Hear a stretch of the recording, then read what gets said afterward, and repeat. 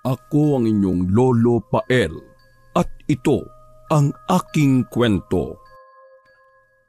Oh, saan ka nang galing? Bakit puro putik ka?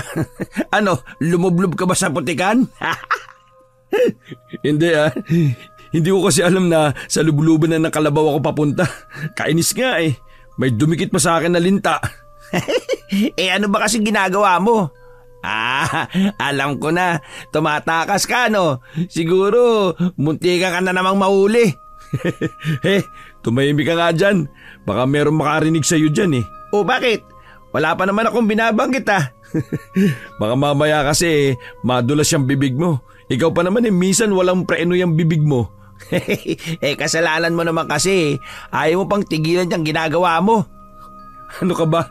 Huwag mo nga akong umpisa ng paniner mo na. Makawi na nga at makaligo. Natatawa pa rin si Dondon habang tinatanaw ang papalayong kaibigan. Naisip niya na baka karma na ang nangyari rito. Napapala mo. Ayaw ba namang tigilan eh? Kinabukasan, panauhin muli ni Dondon ang kaibigan. Oh, ang agaw mo naman atang dumalaw. Wala kasing magawa sa bahay eh. Tsak na sesermonan na naman ako ni tatay. Tungkol ba sa kawalan mo pa rin ng trabaho? Ano pa nga ba? Anong magagawa ko eh? Hindi nga ako nakatapos ng pag-aaral kaya hirap maghanap ng mapapasukan. Kaya nga napipilitan na lang ako minsan magnakaw ng pananim ng iba eh. Huwag kang mag-alala. Magtatanong ako sa mga kakilala ko, baka may alam sila na pwede mong pasukan. Ngayon pa lang nagpapasalamat na ako. Halos 3 buwan ba naman akong tambay sa bahay. Hindi na nakatugon si Dondo nang makita ang kumparing si Hernan na galing sa kakahuyan habang nakapasan sa balikat ng mga kahoy.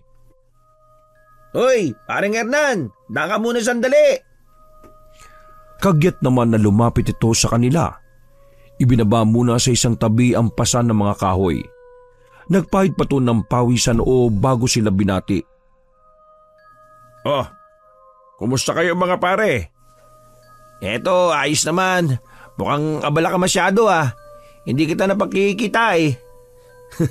Ano bang pinagkakabalahan mo pare? 1 linggo kasi akong inupahan ni Mang Cesar na magtabas sa lupa nila sa pulo. Hindi na kasi kaya nung matanda kaya iniupa na lang. Ganun ba? Iba talaga, ang sipag. Kahit na anong trabaho pinapasok. Sinasamantala ko lang na pinag-aalok ng trabaho. Sayang din kasi yung kita eh. Sa bagay nga, sayang din talaga kaysa tambay katulad ko. Minsan naman uminom tayong 3. May lambadog pa dito sa bahay Sige ba? Tagal ko na rin hindi nakakainom kumusta na pala misis mo at yung inaanak ko?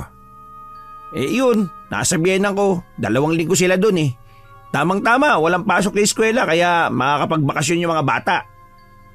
Ganun ba? O paano? Una na ako sa inyo Kailangan na rin kasi itong mga panggatong sa bahay Oo sige, basta yung usapan natin Nakangiting tumango si Hernan sa kanya at pagkatapos pinasan na ulit nito sa balikat ng mga kahoy. Tinanguan lang nito si Ingo at ganun din ang iginanti nito. Nang makalayo ang lalaki, tsaka lang nagsalita si Ingo. Alam mo pre, noon pa mabigat na yung loob ko sa kumpare mong yan. Ewan ko ba kung bakit? Wala namang ginagawang masama sa akin Pakiwari ko, lahat ng sabihin niya may tinatagong lihim. Ang sabihin mo, inggit ka lang dun sa tao kasi dahil ka sa diskarte. Aminado naman ako na mas madiskarte siya. Pero hindi yun yung dahilan ko Basta, ang hirap ipaliwanag. Ang masasabi ko lang dun sa tao, mabait at tahimik lang. Yung bang tipong mailap sa mga bagong kakilala. Natutuwa nga ako kaya siya yung kinuha kong ninong sa bunso ko Bukod sa galante na, mabait pa sa inaanak. Gaano mo ba kakilala yung tao? Di ba dayo lang siya rito sa lugar natin?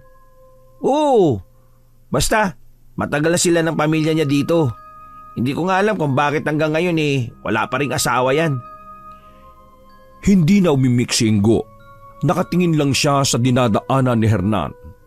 Maya-maya, Nagpaalam na rin siya sa kaibigan na uuwi na muna para kasing biglang bumigat ang pakiramdam niya. Nagtataka man, hindi na siya pinigilan ni Dondon. Nang sumunod na araw, isang balita ang kumalat sa buong lugar nila. Di umano isang manyakis ang gumagala at hilig nitong mamboso sa mga bahay-bahay, lalo na sa mga naliligong kababaihan sa kanilang tahanan. Sa lugar kasi nila, uso pa rin yung paliguan na nakahiwalay sa bahay. Kasalukuyan pa rin kasing nagigib sila ng tubig sa puso. Sino kayang tarantadong gagawa no? Ano, nahuli na ba? Aba malay, ang dami ko nang iniisip eh. Ayoko nang dagdagan pa niyan. Naalala ko bigla yung sinabi ng misis ko noon eh. Hindi na naman kasi naulit kaya hindi ko na rin nabanggit. Na ano? Dati kasi, ang hilig nun maligo sa gabi. Buntis sa bunso namin kaya laging nababanasan. Minsan nung naliligo siya, meron siyang nakita ng mga matang nakasilip sa maliit na siwang ng dingding namin. Buti na lang nakasigaw siya. Nung lumabas ako, naabutan ko pa yung lalaki. Kaya lang biglang nawala habang hinahabol ko eh. May palagay ako na iisa lang sila. Naulit pa ba yung pamboboso sa asawa mo? Hindi na. Pero may palagay akong umaaligid pa rin yung manyakis na yon. Siguro naghahanap ng pagkakataon na makapamboso. Madalas kasi ako nakakita ng bakas ng tsinelas sa paligid ng bahay namin eh. Nawala lang yun nung mga anak si misis. Kung sino man siya mag-iingat siya. Hindi siya sasantuin ng mga kababaryo natin dito. Buti ka walang asawa na pwedeng busoan eh. Buti na lang talaga. Dahil kung hindi, ako na mismo ang hahanting sa manyakis na yun kung sino man siya. Ba, tapang ah. Hindi, totoo yun pre. Kaya kung ako sa kanya, magtago na siya sa saya ng nanay niya. Lagot siya dun sa huling binusoan niya. Balita ko matapang daw yung asawa kasi bagong laya. Nako, tingin ko dayo lang yun dito sa atin eh. Wala naman kasing gagawa nun na taga rito. Siguro nga. Pero iilan lang naman yung dayo dito sa atin eh. Napaisip din bigla si Dondon kung sino ang mga dayo sa kanilang lugar. Iilan lang naman at halos dun na tumanda. Napatingin si Dondon sa kaibigan. Biglang kumabog ng malakas ang dibdib niya sa biglang pumasok sa isip. Bakit ganyan ka makatingin? Pre, magtapat ka nga sa akin. Talaga bang pagnanakaw lang yung ginagawa mo tuwing nagbabahay-bahay ka? Teka ha. Hindi ko ata kursunada yung tono ng pananalita mo ha. Meron ka bang gustong ipahiwatig? Naisip ko lang kasi na baka pati pamboboso ginagawa mo na rin. Sabi mo lang pagnanakaw ng pananim lang ang ginagawa mo. Tarantado ka.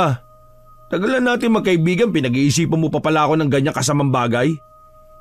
Oo, huwag kang magalit dyan. Gusto ko lang naman malaman kung totoo eh. Sinong hindi magagalit sa mga pinagsasabi mo? Nakakagago eh. Parang hindi tayo magkaibigan yan eh. Pasensya ka na pre. Hindi ko naman sinasadyang pagbintangan ka eh. Nagtatanong lang. Matalim pa rin ang tingin na ibinabato sa kanya ni Ingo. Hanggang sa walang paalam na umalis ito. Gusto sana niyang pigilan ito pero nag-alangan siya. Hinatid na lang niya ng tanaw ito hanggang mawala sa kanyang paningin. Umaasa siya na huhupa rin ang galit nito sa kanya. Naging tahimik naman ang mga sumunod na araw sa lugar nila. Wala na ring nabalitaan si Dondon tungkol sa di umanong lalaking namboboso sa kanilang lugar. Ilang araw na rin na hindi niya nakikita si Ingo.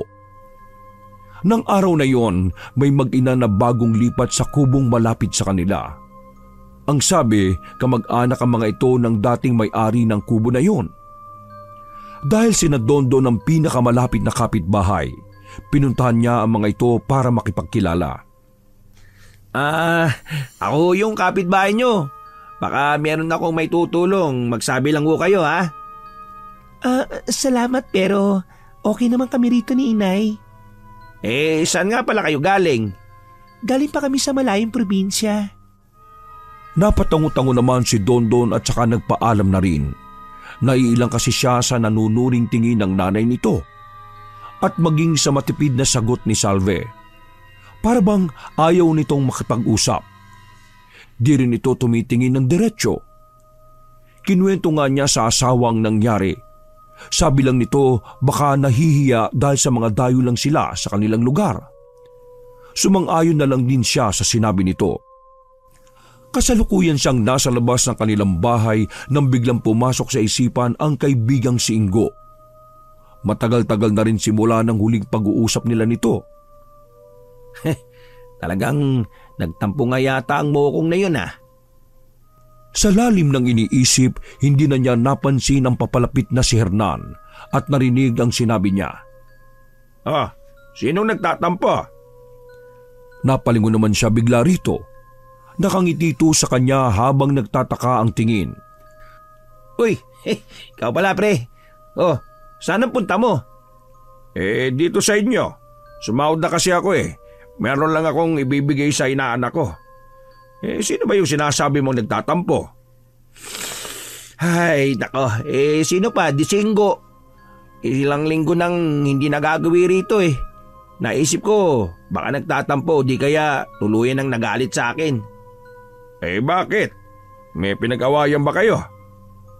Isa pa muling malalim na buntong hininga ang pinakawalan ni Dondon bago sinabi rito ang nangyari sa huli nilang pag-uusap.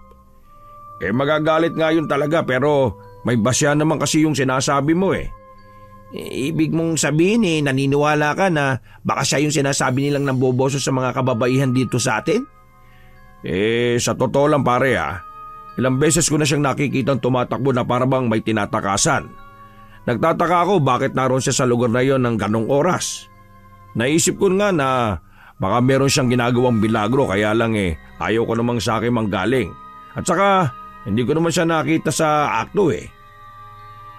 Ganun ba?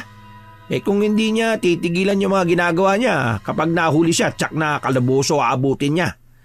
Sana lang mali tayo ng iniisip tungkol sa kanya. Ayoko kasing masira yung pagkakaibigan namin eh. Oo, tama ka dyan pare. Oo nga pala pre. May bago akong kapitbahay. May nakatira na dyan sa kubo na malapit lang dito. Yung matagal na walang nakatirang kubo. Di ba sira-sira na yon? Oo, yun na nga. Mag-ina yung bagong lipat eh. Binuntahan ko nga para sana makapagalok ako ng tulong. Kaso, mukhang mga maiilap eh. Ang sama pa mga tingin ng nanay. Baka nahihiya lang. Baka nga. Teka. Ano nga ba yung dala mo para kay Junjun? Ito. Laruan. Nabili ko sa bayan. Nasaan nga pala yung inaanak ko? Maya-maya pa uwi nun. Pinahilot kay Aling Nene. Baka kasi may pilay. Hindi na kasi nawawala ang ubo eh. Alam mo naman, sobrang likot ng inaanak mo. Ganun talaga mga bata. Di ikaw na lang ang magabot nito. Sige. Dapat kasi nag-asawa ka na rin eh. Sigurado ko na magiging ulirang ama ka sa mga magiging anak mo. Nako, wala ngang girlfriend asawa pa kaya. At saka, tingin ko nalipasan na ako. Alam mo pre, pagdating sa pag-ibig, walang nalilipasan. Meron nga senior citizen na nang makapag-asawa. Ikaw pa kaya? Napapakamot na lang sa ulo si Hernan sa hiya. Halata rito ang pagkailang sa kanya na hindi ito komportable sa ganung usapan. Sa kanyang pagpaling sa ibang direksyon, namataan niya ang isang magandang babae. Nakasuot ito ng mahabang palda at bulaklaki na blouse. Mahaba rin ang tuwid na tuwid nitong buhok. Sandali pa yung lumingon sa kanila bago naglakad palayo. Ayan pre. Siya si Salvi, yung nakatira dyan sa kubo. Siya ba? May maganda pala no? Oo, maganda talaga. Ano, ligawan mo kaya? Pabiru pang sabi ni Dondon sa kaibigan. Pero nanatiling seryoso si Hernan habang nakatingin pa rin sa babaeng palayo. Tingin ko naman kay Salvi wala pang sabit Malay mo, magkagustuhan kayo. Ipinilig ni Hernan ang kanyang ulo bago tumingin sa kanya. Nako pre, malabo yung sinasabi mo. At saka, okay na ako sa ganito. Yung mag-isa lang sa buhay. Nandyan naman yung mga magulang at mga kapatid ko Pre, iba pa rin yung asawa at sariling pamilya. Darating yung araw mawawala mga magulang mo at magpapamilya na rin mga kapatid mo. O paano? May iwan ka mag-isa. Napatungo na lang si Hernan sa mga tinura ng kaibigan. Naisip niya na may punto ito. Pero ang hindi nito alam, dati na siyang nagmahal pero napunta sa ibang lalaki ang babaeng minamahal. Iniba na lang ni Dondon ang kanilang usapan. Nadatnan pa ang kaibigan ng kanyang mag-ina. Ang lalaki na lang ang nagbigay ng regalo nito sa inaanak. Tuwang-tuwa naman ang bata at napayakap pa sa kanyang ninong. Maya-maya lang nagpaalam na rin si Hernan na uuwi na sa kanila. Habang daan, palinga-linga siya hanggang madaanan niya ang kubo ni Salve. Kakaibang init ng katawan ang naramdaman niya ng mga sandaling yun habang naglalaro sa kanyang isipan ang magandang mukha ng babae. Akmang lalapitan na ni Hernan ang kubo ng matigilan. Bigla kasing lumabas doon ang isang matandang babae na puti na lahat ng buhok. Nanlalalim ang mga mata at laylay na ang balat. Bagyan na rin itong kuba pero mahihinuha na malakas pa rin ito. Mabuti na lang nakapagtago siya kagad bago siya mapansin. Kinagabihan, muling bumalik si Hernan sa bahay ni Dondon. Nagulat pa ang huli na magyaya siyang uminom na kagad rin pinaunlakan ng kaibigan. O ano? Nagpakita na ba si Ingo? Hindi pa nga eh. Baka nga totoo na siya yung namboboso ng mga kababaihan dito sa lugar natin. Balita ko nga meron na namang nabusuhan eh. Ha? Talaga? Sino yung babae? Malapit lang sa amin. Yung dalagang anak ni Mang Tomas, yung nagtatrabaho sa bayan. Yung pa talaga napili ha. Sa tapang ni Mang Tomas hindi siya sasantuin kung sino man siya. Parang nag-iinala na rin yung matanda kung sino yung manyakis na yon. Kinakabahan nga ako eh. Ha? Bakit ka naman kakabahan? Ikaw ba yung manyakis?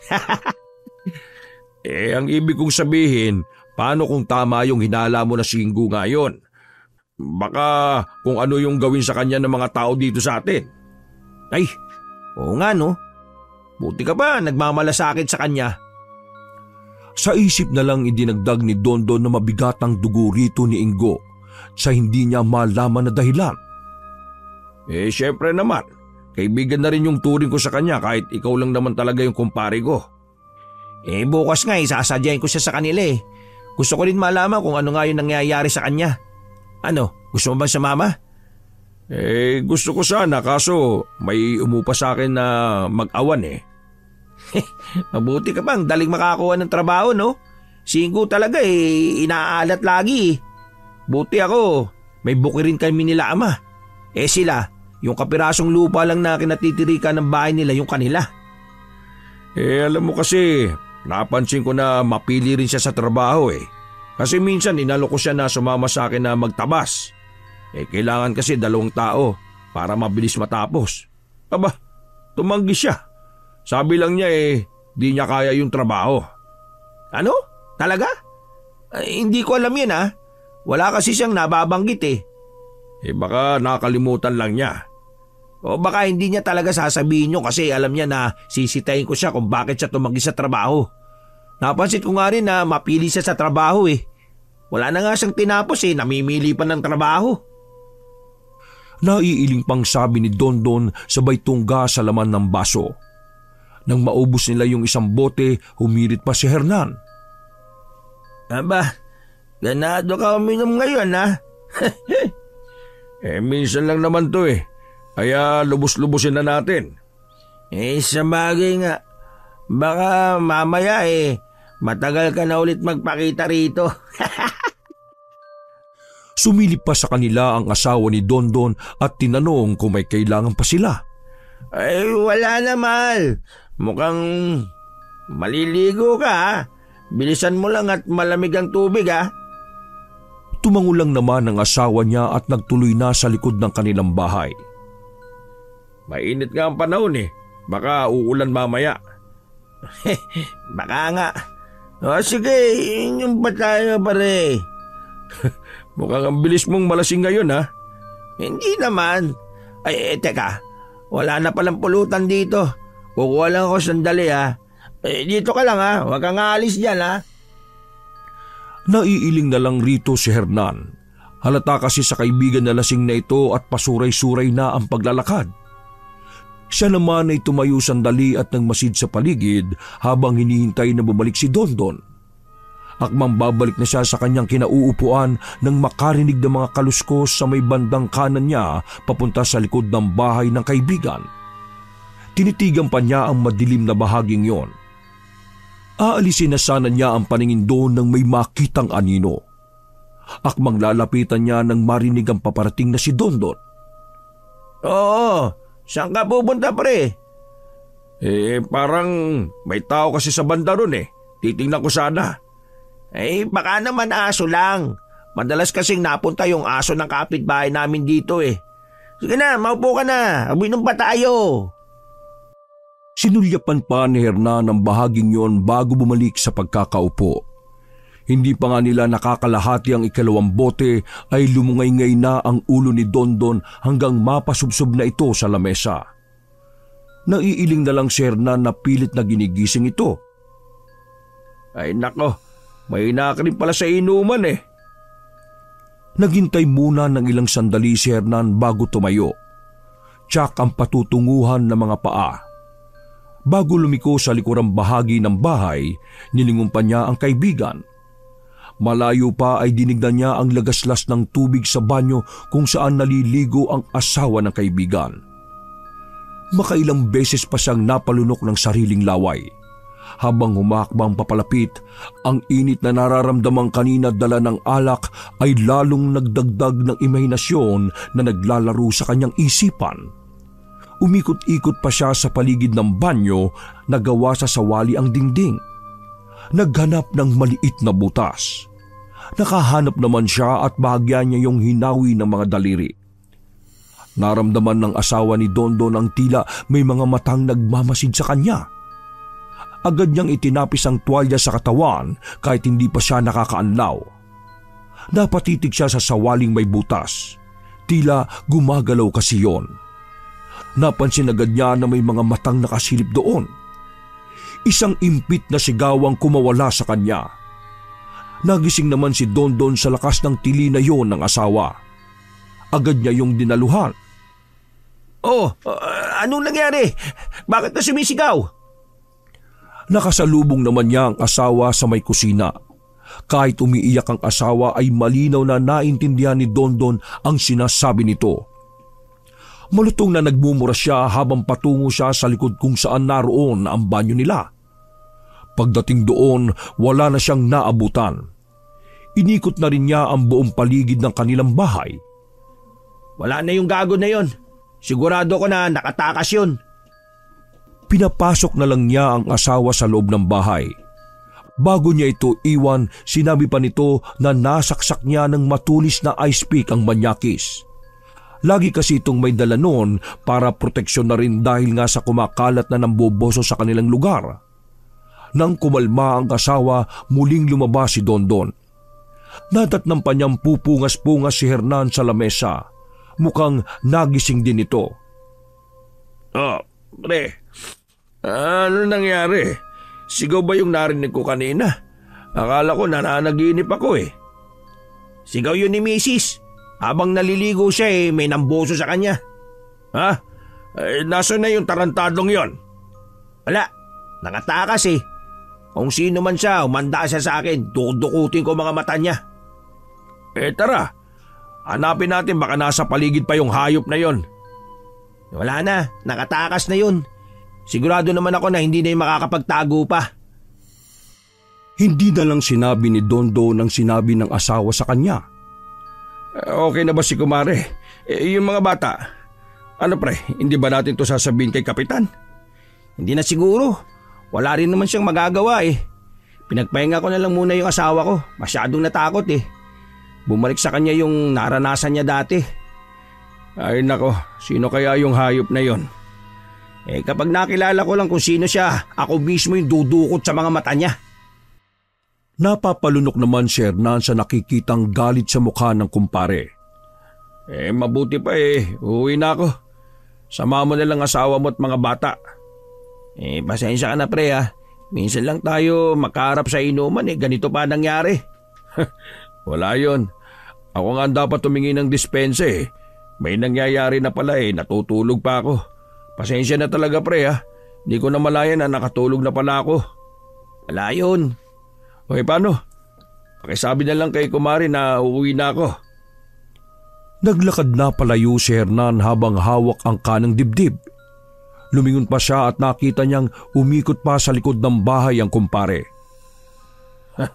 Wala ka nang aabutan. Aray! Napapangiwi pa siya habang hawak ang balikat na nasaktan. Aksidente niya kasing napisil yun.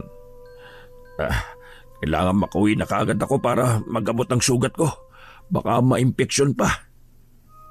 Habang daan, nakasalubong pa ni Hernan si Salve. Nakatungo ito hanggang makalampas sa kanya. Huminto naman siya sa paglalakad at nilingon ng babae. Saan ang punta niya ng ganitong oras? Hanggang makauwi sa kanilang bahay, laman ng isip ni Hernan ang nangyari sa bahay ng kumparing si Dondon, maging si Salve. Walang dapat makalam ng iniingatan kong lihim. Aniya habang nasa sariling silid at ginagamot ang sugat. Pagkatapos ng pangyayaring yon, ilang araw din siyang namalagi lang sa bahay nila. Samantala, pinuntahan naman ni Dondo ng kaibigang si Ingo. Naabutan niya itong nagsisibak ng kahoy. Wala itong pang-itaas kaya naman nagkaroon siya ng pagkakataon na pasadahan ng tingin ang katawan nito.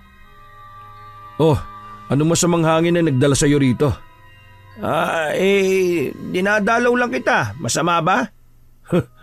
Hindi naman masama kung intensyon mo maganda at hindi mo ko pinag-iisipan ng masama.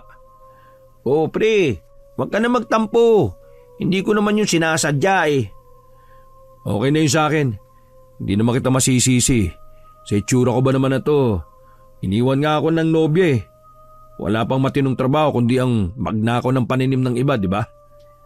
Wag mo na kasing gagawin na magnakaw ng paninim ng iba. Baka mamaya ikaw pa talaga mapagbintangan Alam mo pre, kahit ganito ko, malaki ang respeto ko sa mga kababaihan. May nanay at kapatid din akong babae.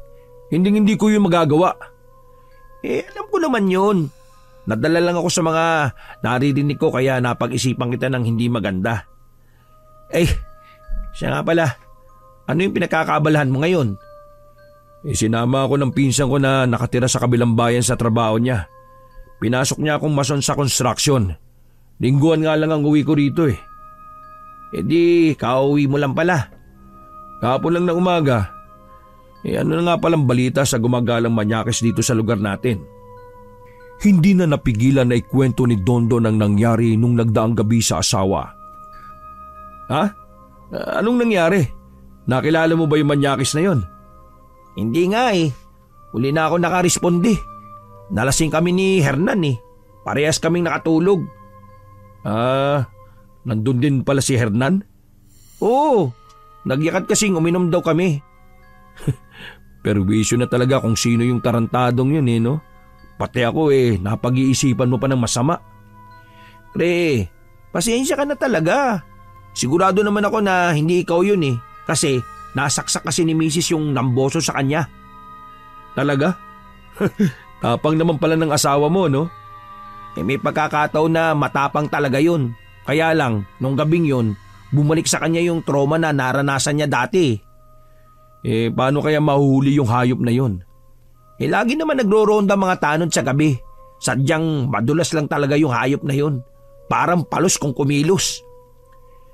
Ay nako, huwag na nga natin pag-usapan pa yan. Tara muna sa loob, magkape ka na rin. Sumunod naman si Dondon sa kaibigan nang humakbang ito papasok ng bahay. Maupo ka muna dyan, ipagtitimpla kita ng kape. Wala ang tatay mo?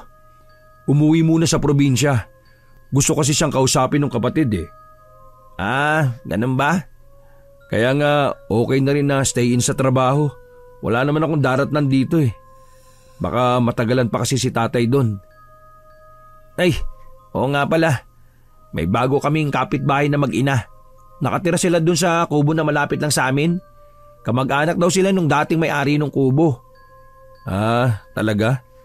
Di ba sira-sira na yung kubo na yon? Buti napakinabangan pa nila. Siguro pinaayos. Medyo mailap yung mag-ina. Natural lang siguro yun, bago pa lang sila sa lugar natin. Dapat nga maging palakaibigan sila kasi bagong salta sila dito sa atin. Tsaka sa atin din naman hihingi sila ng tulong kung sakali, di ba? Nagkibit balikat lang si Ingo. Inilapag na nito ang 2 tasa ng kape sa lamesa na gawa sa manipis na tabla. Nagdaan ng sandaling katahimikan sa pagitan nila.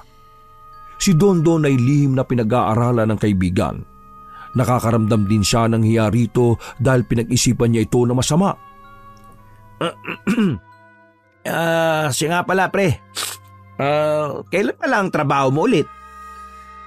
Bukas ng umaga ulit ang balik ko doon. Buti nakakuha ka ng trabaho para hindi ka laging pinag-iinitan ng tatay mo. Buti nga kamo. Hindi na rin naman nagtagal si Dondon. Nagpaalam na rin siya sa kaibigan. Pag natapos ang trabaho ko ako naman ang dadayo sa iyo at magyayayang uminom ha. Sige pre ha, saan ko yan ha? Naging maluwag na ang dibdib ni Dondon nang makauwi sa kanila. Nangako pa siya sa sarili na hindi na pag-iisipan ng masama ang kaibigan. Nasisiguro niya kasing hindi si Ingo ang manyakis na namboboso sa kanilang lugar. Nang gabing yon, sumabay sa alinsangan ng panahon ng nararamdaman ni Hernan. Lumabas siya ng bahay nila para ilabas ang init ng katawan sa pamamagitan ng pamboboso sa mga bahayan. Hanggang makarating siya sa kubo ni Salve. Gawa sa nipa at pawid ang kubo na iyon at sira-sira pa. Malawak na napangisi na lang si Hernan sa naisip. Samantala, lumabas naman si Salve dala ang maliit na botelya ng langis. Nagpapaling-paling pa siya bago humakbang patungo sa kakahuyan. Nagtataka naman si Hernan kung saan pupunta ang babae. Sa kabila ng umahon na kaba, pinili pa rin niyang sundan ito. Saan kaya siya pupunta sa ganitong oras? Sinundan niya ito hanggang makarating sila sa gitna ng kakahuyan kung saan hindi na halos napupuntahan ng mga tao. Ano kaya yung gagawin niya rito? Hindi ba siya natatakot?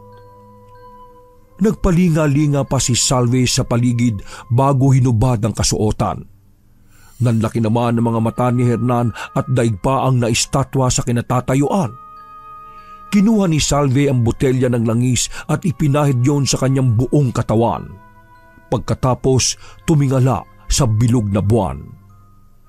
Nasaksihan ni Hernan ang biglang pagkati ng katawan nito at pagtubo ng malapaniking pakpak ng babae. Bago yun lumipad palayo, naiwan naman ang kalahati ng katawan nito na animoy may sariling buhay ang tumitibok-tibok pang mga laman loob. Aswang! Aswang! Totoo nga! Totoo nga may aswang! Nanginginig pa ang buong katawan habang nanlalaki ang mga mata na napatakbo na lang si Hernan. Makailang ulit pa siyang nadapa pero mabilis din siyang bumabangon. Tila rin nahulasan ng init na nararamdaman niya nang masaksihan ang pagbabago sa babaeng lihim na pinagpapantasyahan. Hindi na maalala ni Hernan kung paano siya nakauwi ng kanilang bahay. Kailangan malaman nila na may aswang na nakatira dito sa lugar namin. Pero paano ko sasabihin? Buong gabing hindi nakatulog si Hernan sa kakaisip sa nakita. Hindi niya akalain na sa hiling niyang mamboso, makakasaksi siya ng nakakasindak na pangyayari na sa buong buhay niya ay noon lang niya naranasan. Totoo pala yung aswang. Akala ko katang-isip lang yun. O di kaya panakot ng mga matatanda nung araw. Ilang araw ding hindi naglalalabas ng bahay si Hernan. Maaga rin siyang nagsasara ng bahay nila at laging balisa na ipinagtataka ng kanyang pamilya. Gusto ko lang magpahinga ng maaga. Huwag na rin kayo maglalalabas ng bahay lalo na sa gabi ha. Delikado ng panahon ngayon. Paalala niya sa mga ito na ipinagkibit balikat na lang ng pamilya. Nang sumunod na mga araw, naging tahimik naman ang lugar nila. Wala rin namang nababalitaan si Hernan na anumang pagpatay sa mga hayop. Baka naman sa malayong lugar sila nang bibiktima. Dito lang siguro nila naisipang manirahan. Dahil sa lalim ng iniisip habang naglalakad, hindi na niya namalaya na malapit na siya sa kubo nila Salve. Sakto namang lumabas ang babae at nagtama ang kanilang paningin. Agad na umiwas ng tingin si Hernan.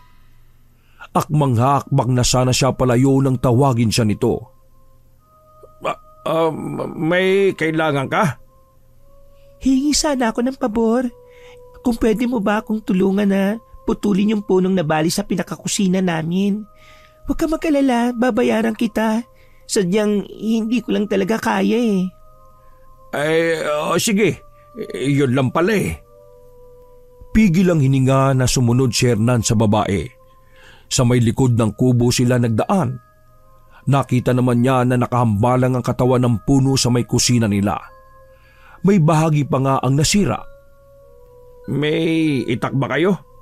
Oo, teka lang kukunin ko. Sandaling nawala si Salve. Ilang minuto rin naghintay si Hernan nang makaramdam na tila mayroong nagmamasid sa kanya.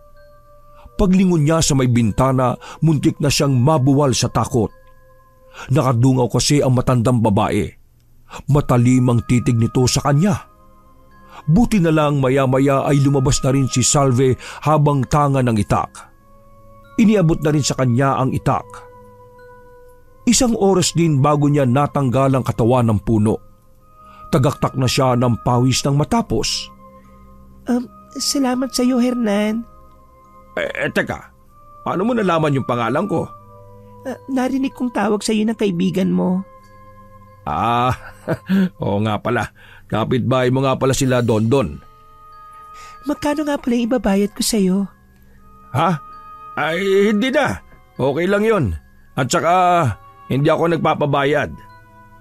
Sige, bibigyan na lang kita ng maiinom. Ay, wag na. Ang ibig ko sabihin hindi ako nauuhaw. Sigurado ka? Oo, sigurado ako. Matama naman siyang tinitigan ni Salve na tila sinusuri siya. Umiwas naman ang tingin si Hernan. Nangangamba kasi siya na baka mabasa nito ang nasa kanyang isip. Malaman pa nito na alam niya ang sikreto nito. Ay, sige. Aalis na ako. Pupunta pa kasi ako kina Dondon eh. Hindi na niya hinintay na makasagot si Salve. Tumalilis na siya ng alis. Kahit malayo na, ramdam pa rin niya ang nakasunod nitong titig. Pagdating sa bahay ng kaibigan, nagulat pa ito sa biglang pagsulpot niya.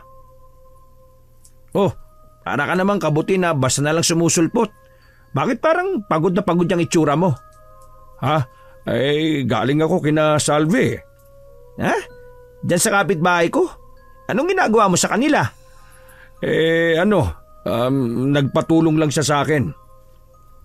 Ikinuwento naman ni Hernan ng tulong na ginawa niya kina Salve. Pare, may tatanong sana ako pero wag mo akong pagtatawanan ha. Ano naman yung tatanong mo? Basta ba hindi nakakatawa bakit kita pagtatawanan?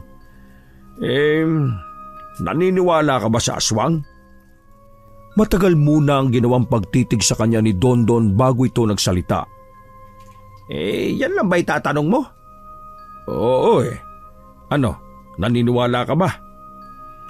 Alam mo sa totoo lang pre, hindi pa ako nakakakita pero naniniwala ako. Dati kasi yung lolo ko, dating mamamaslang na mga aswang yon. Nagpupunta pa nga yun sa malalayong probinsya at isla para tugisin ng mga aswang. Sabi, isa daw yung lolo ko sa kinatatakutan ng mga aswang nun. At dahilan para magtago sila sa mga kabundukan at malalayong lugar. Bakit mo nga pala natanong? May nakita ka bang aswang? Oo pre, pero hindi ako sigurado. Baka kasi namamalikmata lang ako. Ganon? Akala ko naman may nakita ka nga talaga. At saka walang aswang sa lugar natin no? Dito na ako nagkaisip wala naman ditong balitang kumalat na may aswang. Baka nga namamalikmata lang ako nun.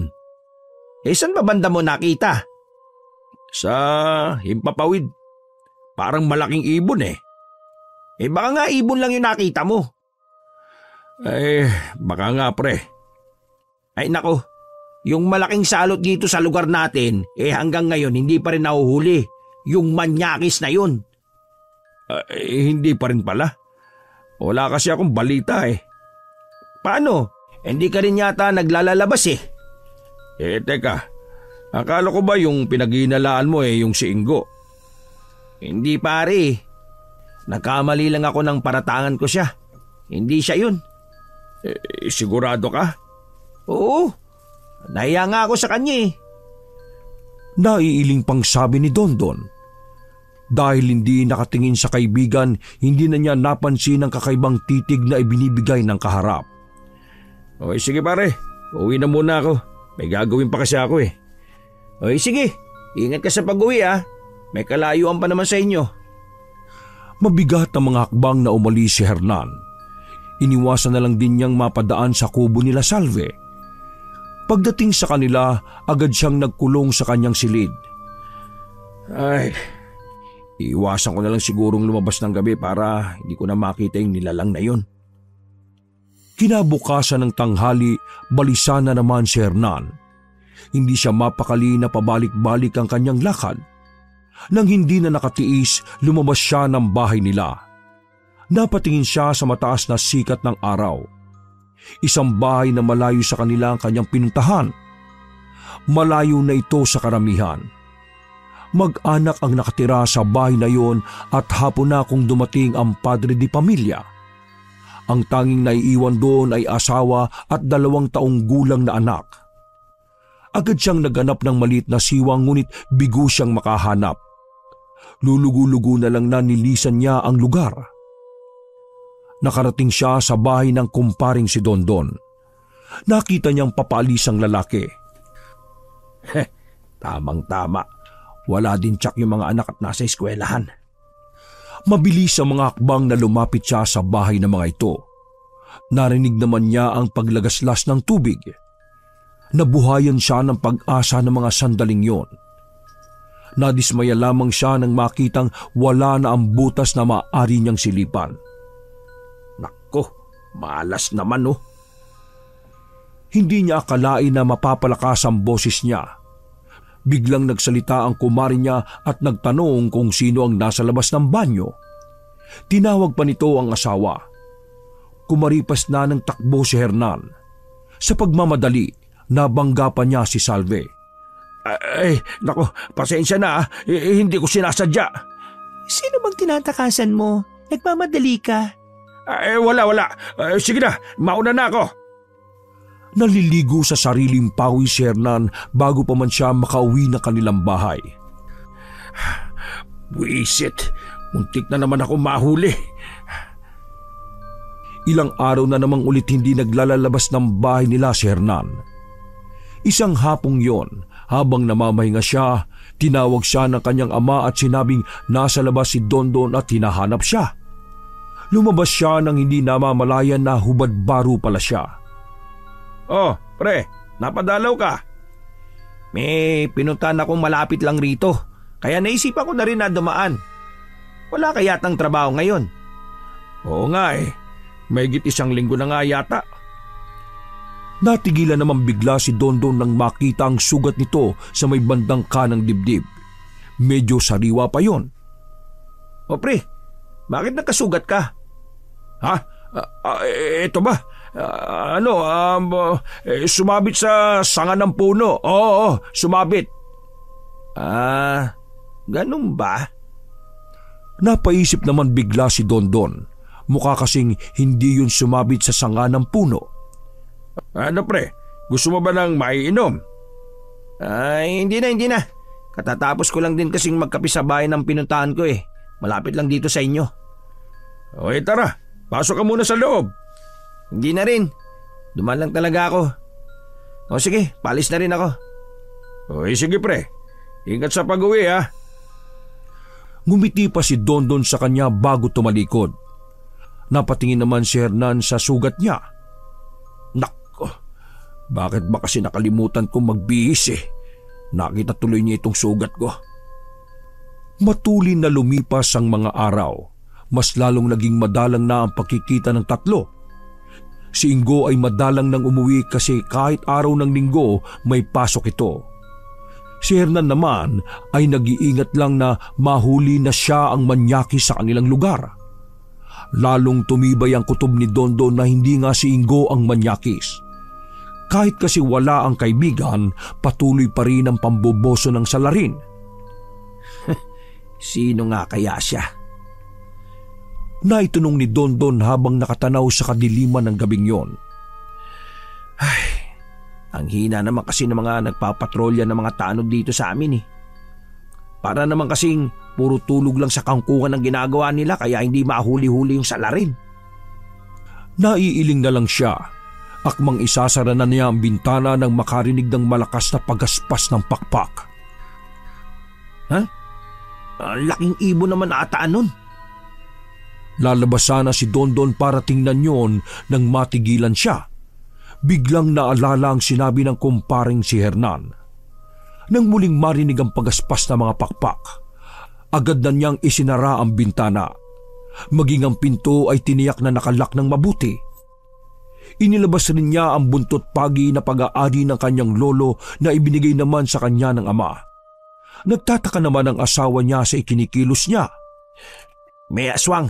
Doon muna kayo sa kwarto ng mga bata. Dalhin mo rin yung garapon ng asin. Dali!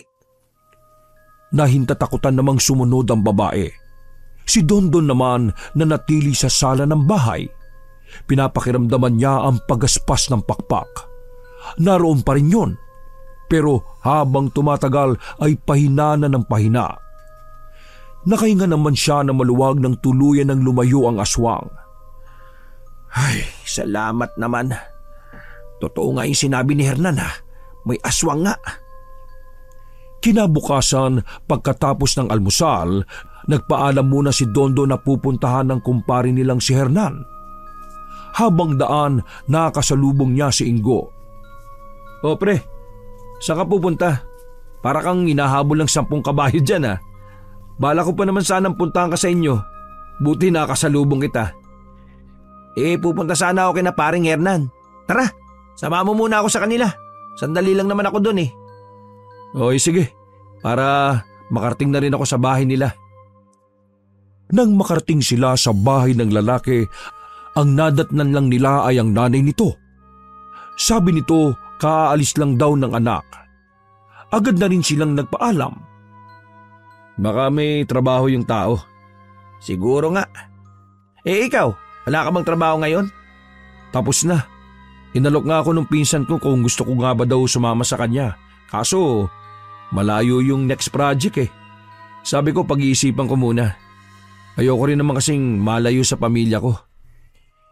Kung may iba namang mapapasukan na mas malapit dito ka na nga lang. Naisip ko nga kahit trabaho sa lupa papatusin ko na. Ang mahalaga marangal na trabaho yun. Buti na bago-bago na yung pananaw mo sa buhay. Oo naman. Ayoko namang… Uy, pare, di ba si Hernan yun?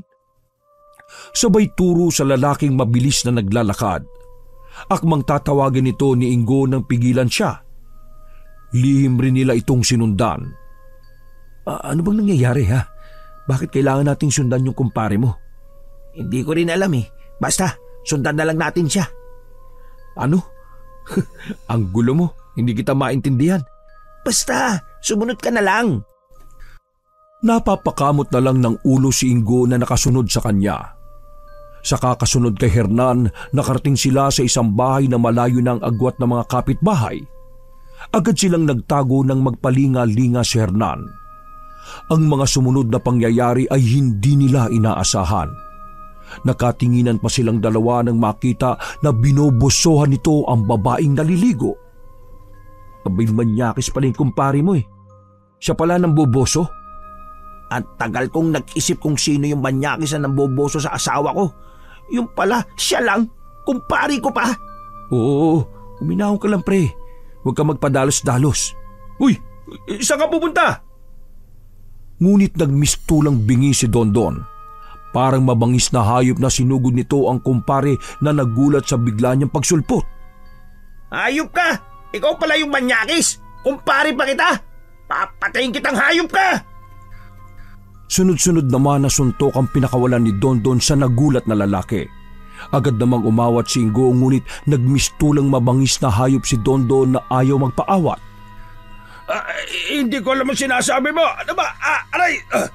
Huwag ka na magmangmangan pa. Uli ka na sa akto eh. Ayan oh, namboboso ka na naman. Ang babaeng naliligo ay biglang napalabas ng banyo habang tulala na lang na nakatingin sa kanila. Sinabihan ito ni Ingo na humingi ng tulong. Agad namang itong tumalima. Tama na pare, baka mapatay mo siya. Talagang papatayin ko itong tarantadong to. Itinuring kitang pangalawang ama ng anak ko, tapos manyakis ka palang hayop ka? Hindi totoo yan. Maniwala ka pare, hindi ako yon. Huwag ka nang magsinungaling. Uli ka na nga oh. Nagsisinungaling ka pa? Hintay mo sila kapitan, yari ka talaga. Tingnan ko lang yung gagawin sa'yo ng mga nabiktima mo. Yukong-yuko naman si Hernan habang walang tigil sa pagbumura sa kanya habang nagsasalita ang kumpare. Tama na pare, makukulong na yung tarantadong yan. Huwag mo nang dungisan pa yung kamay mo. Hindi rin makapaniwala si Ingo na magagawa ito ng lalaki. Ngayon alam na niya kung bakit mabigat ang loob niya rito. Ito pala ang malagim na sikreto nito. Maya-maya, dumami na ang mga nakikiusyoso sa mga nagaganap. Nakakuha naman ng tiyempo si Hernan para tumakas. Tumakbo siya patungong gubat. Hinabol naman siya ni Dondon at Ingo, maging ang mga kalalakihan sa lugar. Pero hindi na nila nakita pa ang lalaki kung saan sumuot. Aba, ang bilis namang nawala nun ah. May sapalos nga talaga. Sayang nga lang at hindi na umubra yung sapalos niya. Huli na siya ngayon eh, kahit saan pa siya magtago. Maghapon nilang hinanap si Hernan pero hindi nila ito nakita pa. Maging ang pamilya nito ay nagulat sa akusasyon sa lalaki. Pinagpipilitan pa ng mga ito na hindi yun kayang gawin ng lalaki. Ganun naman lagi ang sinasabi ng kapamilya eh. Mabait ang anak nila at hindi yun kayang gawin. Ay nako, nagawa na nga oh. Saan kaya nagtago yung hayop na yun? Nandyan lang yun. Nagpapalamig lang bago bumalik sa pamilya niya. Hanggang ngayon hindi pa rin ako makapaniwala na manyakis yung hayop na yun eh. Ginawa ko pa siyang ninong ng anak ko ha. Lagi ko pa siyang pinupuri sa mga ginagawa niya. Minsan, hindi natin alam yung nasa likod ng kabaitan ng isang tao. Minsan, mas malagim pa sa inaasahan natin. Napapabugan na lang si Dondon ng hangin. Sandali silang tumigil sa paghahanap sa kumpare niya. Malapit na rin kasing dumilim noon. Naalala na naman niya yung tungkol sa aswang. Mabuti ba pre, muwi na muna tayo. Malapit ng dumilim oh. Delikado yung panahon ngayon. Paano pang magiging delikado kilala na nga natin kung sino yung manyakis na nambuboso sa mga kabahayan. Hindi mo kasi naiintindihan pre. Di paliwanag mo. Napapakamot naman sa ulo si Dondon. Napapaisip siya kung tama bang sabihin niya pa rito yung tungkol sa aswang. Muling nagsalita si Ingo nang hindi pa rin siya umiimik. Huwag mong sabihin na wala ka pa rin tiwala sa akin pare. Hindi yun. Ang hirap kasing ipaliwanag eh. Baka hindi ka rin maniwala. Hindi mo pa nga sinasabi, inuhusgahan mo na kagad ako na hindi ako maniniwala. Naroon ang pangungonsensya na turan pa ni Ingo. Si Dondon naman ay nagpalinga-linga sa paligid. Ang mabuti pa sa bahay ko na lang sasabihin sa'yo. Masyadong delikado rito at ayaw kong abutan tayo ng dilim. Nang humakbang pali si Dondon, walang nagawang sumunod na rin si Ingo. Nagtataka sa inaasal ng kaibigan. Hindi naglaon, nakarating na sila sa bahay nito at doon sinabi ni Dondon yung tungkol sa pinaghihinalaang aswang. Sigurado ka ba dyan, pre? Oo, kaya nga pupuntahan ko si Hernan para kumprontay na totoo nga yung sinasabi niya na may aswang talaga. Kaya lang, ayun, nahuli nga natin siya na sa di kaaya-ayang sitwasyon na nang-aaswang. Buisit. Paano yan? Mag-isa pa naman ako sa bahay namin. Dito ka muna ngayong gabi. Huwag ka nang umuwi sa inyo. Napasulyap si Ingo sa bukas na bintana. Latag na ang dilim na mga oras na yon. Napatitig siya kay Dondon. Sigurado ka bang aswang nga yun, pre? Baka nga malaking ibon lang yun, gaya ng una mong hinala. Hindi pre, natitiyak kong aswang nga yun. Hindi ko lang tsak kung dinaanan lang niya itong bahay namin o malapit lang dito yung bibiktimahin niya. May nabalitaan ka bang namatay dito sa atin o di kaya mga hayop? Wala eh, pero malay mo, sa ibang lugar siya nang bibiktima at dito lang sa atin nagtatago. Sana naman mali yung hinala mo, pre. Nang gabing yun, sa sala natulog si Ingo. Naging mailap sa kanya ang antok dahil sa ikinuwento ng kaibigan. Lahat ng ingay at kaluskos ay rinig na rinig niya. Nang hindi na nakatiis, bumangon siya at sumandal sa upuan. Ay, mapupuyat ako nito eh. Maya-maya lang nakarinig si Ingo na tila pagaspas ng malaking ibon sa paligid. Lumabas naman si Dondon sa kwarto ng mga ito. Sumenyas pa ito na huwag maingay. Lumapit pa ito sa may bintana. Bagyang sinilip ang labas. Ang pagaspas naman ng pakpak na kanilang narinig ay palakas ng palakas. Natitiyak nilang nasa paligid lang yon. Tumagal rin ng halos 1 oras ang paglipad-lipad nito sa paligid ng bahay. Parang nauupos na kandila na napaupo na lang ulit si Ingo sa upuan. Totoo nga talaga. Pero bakit nandito yung aswang na yun? Daan-daan lang sa pagsasalita. Baka nariyan lang yun sa paligid. Narinig kaya nila yung sinabi ko? Sa pagkakaalam ko, malakas ang pakiramdam ng mga alagad ng dilim eh. Bumalik ulit ang matinding takot na nararamdaman ni Ingo. Tila naninigas na rin ang buo niyang katawan at hindi gumagalaw sa kinauupuan. Pinalipas pa nila ang ilang oras hanggang sa marinig na nila ang pagtilaok ng tandang ng kapitbahay. Tsak na bumalik na yun sa pinanggalingan niya. Sana hindi ko makaharap yung aswang na yun. Baka hindi ko kayanin. Baka bago pa niya ako makain mamatay na ako sa sobrang takot. Hindi ko alam na may pagkaduwag ka pala. Hoy, wag mo akong pagtawanan ha. Ikaw ba hindi natatakot sa aswang? Natatakot din, pero hindi katulad ng reaksyon mo. Isipin mo nang duwag ako, pero hindi na ako uuwi dito. Doon muna ako sa pinsan ko hanggat hindi umaalis yung aswang na yun. Baka mamaya puntahan pa ako nun sa bahay ko. Wala pa naman akong kasama dun. Sorry kung natatawa ako ha. Pero sige, maganda yung plano mo. Nag-aalala rin kasi ako sa iyo lalo't mag-isa ka lang sa inyo. Siguro mamaya bago magtanghalian aalis na ako. Pinakain muna ni Dondon ng almusal ang kaibigan bago pinayagang umalis. Uuwi daw muna ito sa bahay para kumuha ng ilang gamit bago umalis. Sasabihan daw din niya muna ang mga kapatid na huwag munang uuwi sa kanilang lugar. Naiwan naman si Dondon sa labas ng kanilang bahay. Laman ng isipan niya kung nasa na nga ba si Hernan. Iniisip mo ba kung nasaan si Hernan? Nagulat pa si Dondon sa biglang pagsasalita ng babae sa kanyang likuran. Ha? Oo. Ay, nabalita mo naman siguro, no? Oo naman. Malit lang naman ang lugar natin kaya ang bilis kumalat ng balita. Nariyan lang yon, tsak na nagtatago. Magtatago talaga yun. Sana lang hindi pa siya nakakatakas. Wala naman siyang ibang mapupuntahan Pati ba ikaw nabiktima rin ni Hernan? Oo, ilang beses. Ha? Bakit hindi ka nagsusumbong? Hindi na kailangan. Karma na yung bahala sa kanya. O sige, mauna na ako ha. Pupunta pa kasi ako sa bayan para mamili na kailangan namin ni nanay. Naglakad na palayo ang babae. Sinundan lang ito ng tingin ni Dondon hanggang mawala sa kanyang paningin. Isang araw ang muling lumipas pero hindi pa rin nila natatagpuan ang kinaroroonan ni Hernan. Makailang ulit din na lihim na minamanmana ni Dondon ang bahay ng pamilya nito pero ni anino ng kumpare ay hindi niya namataan. Gabi-gabi rin na naririnig ni Dondon at asawa niya ang malakas na pagaspas ng aswang sa gabi. May mga pagkakataon pa nga na dumadapo yun sa taas ng kanilang bubungan.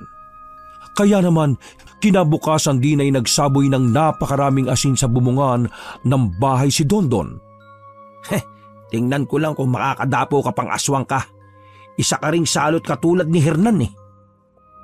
Kinagabihan, narinig na naman ni Dondon ang aswang. Isang malakas na lagabog din ang bumulahaw ng gabing yon. Nakarinig pa ng mga ungol na tila nasasaktan si Dondon. Batid niyang dumapo nga ulit ito sa bubungan nila. Maya-maya pa narinig na niya ang paglipad nito palayo. Dahil sa kuryosidad, iniawang niya ang bintana at sumilip. Nakita niya ang isang nilalang na may malaking pakpak. Kalahati ang katawan at busagsangang mahabang buhok na animoy alambre na hindi gumagalaw sa ihip ng hangin. Totoo nga talaga ang aswang. Ano nga ba ang tawag sa aswang na ito? Biglang napalingon ang nilalang sa kanyang direksyon. Nasilayan niya ang napakapangit nitong anyo. Dahil sa pag-aakalang nakita siya nito, biglang napatras si Dondon nang hindi inaalis ang tingin dito. Sandali pa yung nagpapaling-paling ng tingin sa paligid na parang may hinahanap. Pagkatapos ay tuluyan na yung lumipad palayo. Bakit sa direksyon ng kubo siya patungo? Hindi kaya yung mag-inahang aswang? Napatulala na lang si Dondon sa naisip. Ipinilig niya ang ulo at pinalis ang namumuong hinala sa utak. Hindi magandang magbintang na lang ng basta. Wala naman akong katibayan eh. At saka, simula nang dumating ang mag-ina, wala naman kami nabalita na nabiktima ng aswang dito. Taliwas naman sa paniniwala ng asawa ni Dondon. Naniniwala ito na aswang ang mag-ina na kapitbahay nila. Iba daw kasi ang nararamdaman nito tuwing nakikita si Salve. Minsan daw na nakasalubong niya ito sa daan ay nagtama ang kanilang mga mata. Baliktad di umano ang refleksyon nito sa mga mata ng babae. Mahirap kasi na magbintang na lang tayo ng walang solidong ebidensya. Pero magdadagdag ako ng mga pangontra sa paligid ng bahay natin. Huwag ka mag-alala, hindi ko kayo pababayaan. Kahit paano may mga naituro rin naman sa akin si Lolo kung paano lalabanan yung aswang eh. Sunod na umaga, nakita ni Dondon si Salve. Malayo pa lang ay napansin niya na parang may dinaramdam ito. Binati niya ito nang matapat ito sa kanya. Ikaw pala, Dondon. Oh, mukhang namumutla ka yata Ha? Medyo masama yung pakiramdam ko eh. Ganun ba? Saan ang punta mo? Sa bayan, mamimili ng mga sariwang karne. Napalunok naman si Dondon. Pakiwari niya sinadya yung sabihin ng babae sa kanya. Bigla ding kumabog ang kanyang dibdib habang blanko ang ekspresyon ng mukha ni Salve na nakatingin sa kanya. Pinilit naman niyang itago ang tunay na nararamdaman ng mga sandaling yon. Maganda nga na ganitong araw ka mamili para sariwa talaga yung mabibili mo. Hindi na rin naman sumagot pa si Salve. Nilampasan na siya nito. Nang dumaan ito sa kanyang harapan, naamoy niya ang malansang amoy ng katawan nito. Ilang minuto rin siyang parang itinulo sa kanyang kinatatayuan bago lumingon. Wala na ang babae. Ang bilis naman niyang naglakad. Hindi ko alam kung katatakutan ko ba siya. Siguro kailangan kong mailayo muna ang mag-iina ko. Napapahagod na lang ng batok si Dondon. Nag-isip din siya ng pwedeng maging solusyon sa problema. Hindi talaga siya matatahimik hanggat merong manyakis at aswang sa lugar na yon. Habang abala si Dondon sa binabasa na libro na galing pa sa kanyang lolo, isang pamilyar na boses ang tumatawag sa kanya sa labas ng kanilang bahay. Ganun na lang ang galit niya nang mabungaran si Hernan. Ikaw? Ang kapal din ang mukha mo na magpakita pa sa akin Akmang susuguri niya ito nang bigla itong lumuhod sa kanyang harapan. Patawarin mo ako, pre. Pakiusap. Huwag mo na akong patawagin, kumpare. Wala akong kumparing manyakis na tulad mo. Tinanggap kita dito sa bahay ko. Yung pala matagal mo na pinagnanasaan yung asawa ko. Tumayo ka dyan. Pakita mo, tapang mo sa akin. Hindi ako lalaban sa iyo, pare. Nandito ako para humingi na kapatawaran. Patawarin mo na ako, pre. Pangako, hindi ko na yung gagawin. Hindi ko lang kasi mapigilan yung sarili ko eh. Para kasing may demonyo na nagudyok sa utak ko na gawin yon. Nagngangalit pa rin ang bagang ni Dondon sa galit rito. Humakbang siya patras dito. Nanatili namang nakaload dito sa kanyang harapan. Tumayo ka dyan! Hindi ako Diyos para luhuran mo! Dahan-dahan naman itong tumayo at nanatiling nakatungo. Pasalamat ka, hindi ako kriminal. Dahil kung hindi, baka mapatay na kita. Alam ko naman yun, pre. Kaya nga lakas loob na ako na pumunta rito para makahingi na kapatawaran. Pakiramdam ko kasi hindi na rin ako magtatagal eh. Anong ibig mo sabihin? Kung yung tinutukoy mo na nagawan mo ng masama, hindi ka nila gagalawin. Kinausap na sila ni Kapitan na magsampa na lang ng reklamo sa'yo. Hindi yun ang tinutukoy ko, pre. Ano nga? May ibang nilalang ang tumutugis sa akin. Alam ko malapit na yung katapusan ko. Linawin mo nga yung sinasabi mo. Yung aswang na sinasabi ko sa iyo, pre. Yung aswang! Larawan ng takot ang anyo ni Hernan. Sa kabila ng ginawa nito sa kanya, parang may humaplos na awa pa rin sa kanya. Ay nako, nakita ko rin yung tinutukoy mo. Ha? Nakita mo rin? Oo, sabi. Ilang gabi siyang umaligid dito sa bahay. Ginawa mo rin ba sa kanya yung pamboboso, ha? Sabi ko naman sa iyo, pre. Kapag sinumpong ako, hindi ko makontrol yung udyok ng utak ko sa akin. Nako, may sa demonyo ka na yata eh. Tingnan mo, ang dami mong napirwisyo. Pati kami nadadamay sa galit ng aswang sa iyo. Pasensya ka na talaga, pre. Handa naman ako na pagbayaran yung mga kasalanan ko eh. Saan na nga ganun kadali? Handa akong pagbayaran yung kasalanan ko sa lahat, pero ayoko maging hapunan ng aswang na yun. Alam mo ba kung sino yung aswang na yun? Kahit may hinala na si Dondon, gusto pa rin niyang kumpirmahin kung tama ang hinala niya.